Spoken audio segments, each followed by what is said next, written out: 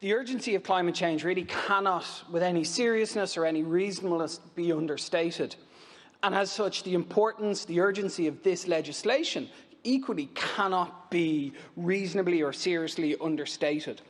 This important piece of legislation does provide a starting point for systemic change.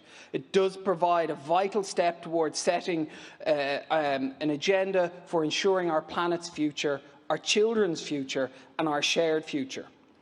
I think that word shared really must be our priority and our focus as we go forward. Climate change does not affect everyone equally. Poorer, low-income communities and countries will be the first to be impacted and will also have the least resources to cope.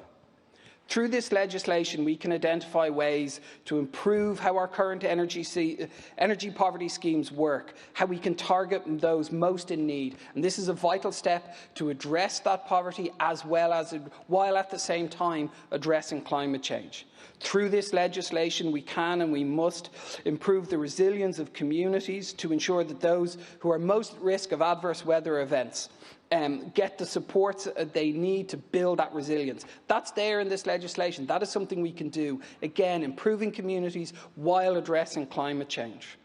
We can and we must ensure our climate action plans are poverty-proofed, so that as we go forward, that equality that we build into this legislation and that into our action, so we can address both poverty and climate change at the same time. These are essential elements for a just transition. These are things that are there and open for us in this piece of legislation. These are to be commended and are the way forward for us.